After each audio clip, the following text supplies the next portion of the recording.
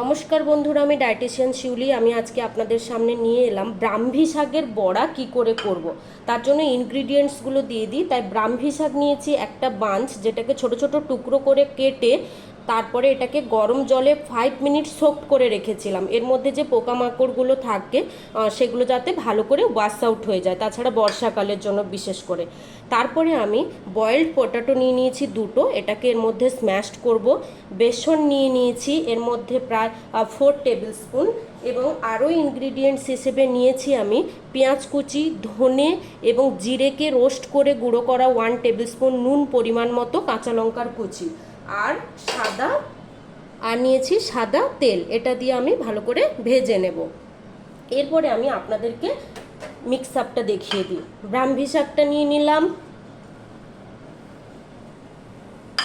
Potato,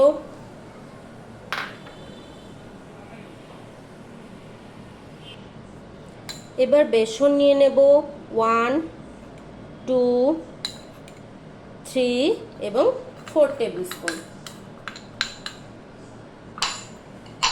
তারপরে বাদবাকি ইনগ্রিডিয়েন্টসগুলো add করে দেবো এর মধ্যে। সল্ট, ধনে জিরের ডাস্ট এবং পেঁয়াজ কুচি। এরপরে এটাকে ভালো করে স্ম্যাশ করে নিতে হবে। ব্রাহ্মী শাকের বিশেষত্ব আপনারা প্রায় কম বেশি সবাই জানে যে এটা আমাদের মেমোরিকে বুস্ট আপ করে, তাছাড়া আমাদের স্কিনটাকেও ভালো রাখতে সাহায্য করে, এছাড়াও আমাদের কোলেস্টেরল লেভেলটাকেও কিন্তু নর্মাল রাখতে খুব ভালোভাবে সাহায্য করে। তাই ব্রাহ্মী শাকটাকে এই প্রসেসেও আপনারা খেতে পারেন, এছাড়া এটাকে রস করেও আপনারা কিন্তু নিতে পারেন। ফ্রাইং প্যানটা আমার গরম হয়ে গেছে। এবার এর মধ্যে তেলের পরিমাণটা দেখে নিন।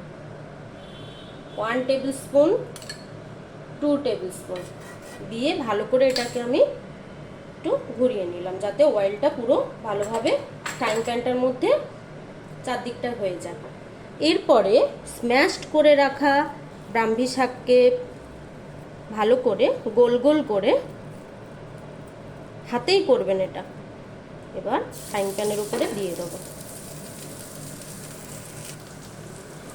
ভালো করে এটা ফ্রাইং প্যানের মধ্যে দেওয়া হয়ে গেছে। এবার এটা আমি দিতে দিতেই না এক সাইড, যেহেতু আলু থাকে তাই তাড়াতাড়ি উল্টে দিতে হবে।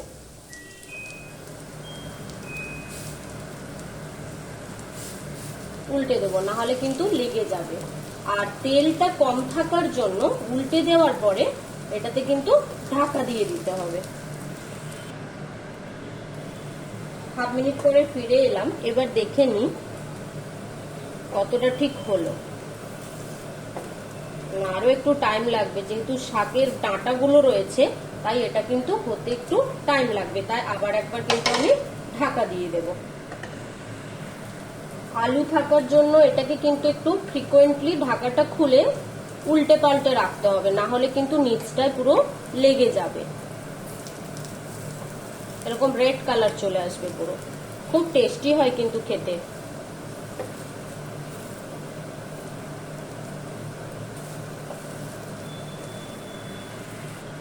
যারা ডায়াবেটিক পেশেন্ট তাদের ক্ষেত্রে বলবো আলু না দিয়ে শুধুমাত্র বেসন আর এর সঙ্গে কিন্তু একটু মুসুর ডাল বয়েলড করেও কিন্তু আপনারা মিক্স আপ করে করতে পারেন, সেটাও কিন্তু ডায়াবেটিকের জন্য খুব এফেক্টিভ হয়।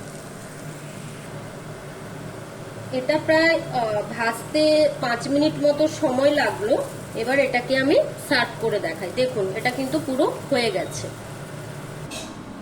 ব্রাহ্মী শাকের বড়া একেবারেই রেডি। এটা আপনারা ডালের সঙ্গেও খেতে পারেন, তাছাড়া আপনারা ভাতের সঙ্গে ডাল দিয়েও খেতে পারেন। এটা আপনারা ইভিনিং স্ন্যাক্স হিসেবেও কিন্তু নিতে পারেন। খুব বেশি যে অয়েল লাগলো তা কিন্তু নয়। থ্যাংক ইউ সো মাচ ভিডিওটি দেখার জন্য। ভালো লাগলে অতি অবশ্যই কমেন্ট করে জানাবেন।